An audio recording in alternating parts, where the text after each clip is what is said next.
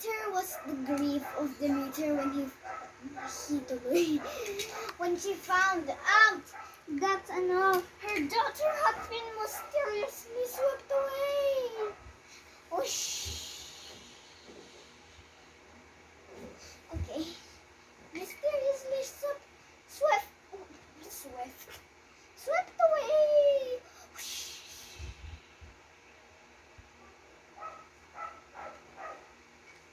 And she was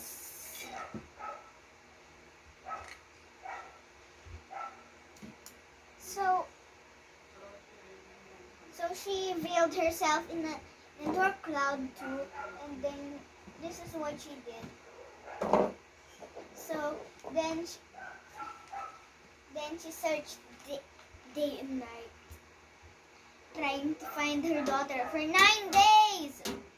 And she even inquired the mortals and the gods, but they didn't really know anything about it.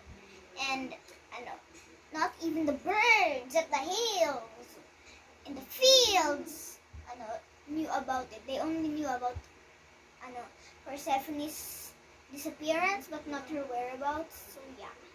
So then she finally went to Phoebus Apollo.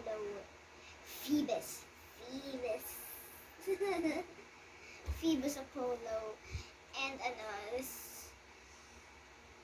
she went to him because Phoebus Apollo could see everywhere, everywhere, as in everywhere, like she could see everywhere. Yeah, he could see everywhere.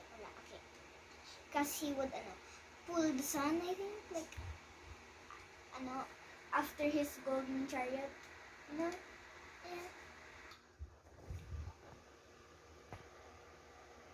Okay, so then the god said at last, "Yes, I have seen your daughter. Hades has pulled her into the land of the dark, deep into the earth's crust. Hades, the god of the underworld." Good. Yeah.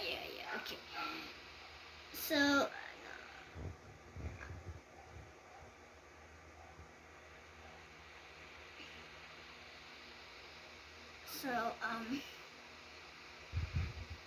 and then so Phoebus again said she has been pulled into the land of gloominess.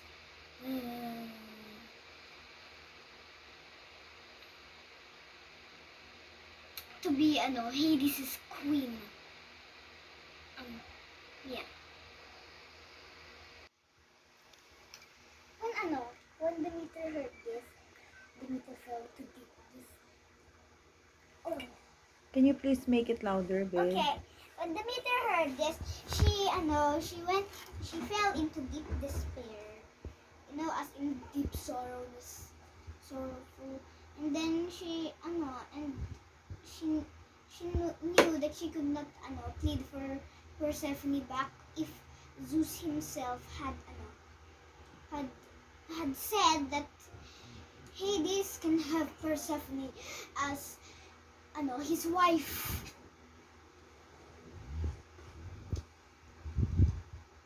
So now she doesn't care if she lives in a palace on top of Olympus, and she doesn't now and she doesn't care about anything, but she only wants to be alone, grieving for her daughter. Now she takes the form of an old woman, and she cannot see any joy in the world, only sorrowfulness. And now she is very sad, and for her there is no hope left. So while Demeter was wondering, she did not, or indeed she could not. She could not take care of the land anymore. She did not do her duties. Duties as? As the harvest goddess. So then the grasslands and the fields became they withered, and and then without her divine aid and her care,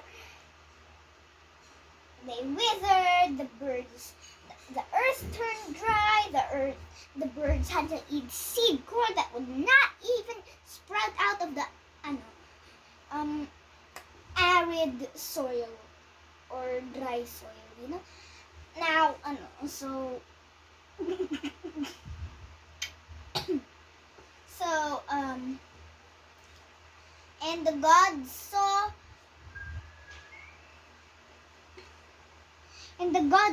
what happened. So and they also saw that their mortals were starving, and Why? What there was a happened? famine. Okay. They saw that there was a famine and that their mortals were starving, and that the mortals did not have anything to spare to their gods anymore.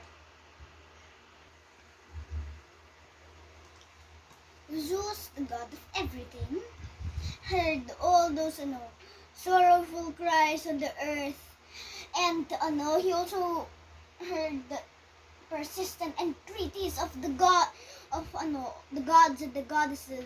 So he sent the goddess Iris to descend onto earth on a rainbow and tell the meteor to finish her duties, and tell the meteor to continue her duties. So Iris did this, and she went down on a rainbow, of course, and then she found the meteor still in the garb of an old woman, or in the form of an old woman, and still mourning for her child, her only child. That's why she's very mournful, because she doesn't have any child else to comfort her, I guess. And the meteor is still careless for the the world already, and the earth, and doesn't really care about humankind. And yeah,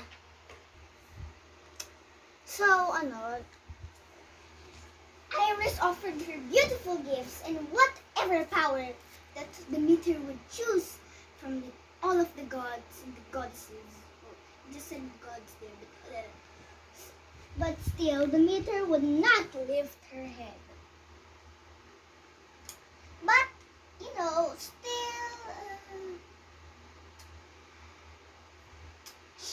she was not really. She still knew that she was not blind to her position, and she knew that Zeus needed her powers. But what she said to Iris was both a threat and a bargain. So yeah, then this is what the meteor said to her back, to Iris. I will not take care of the world, the earth, unless and until my child Persephone comes back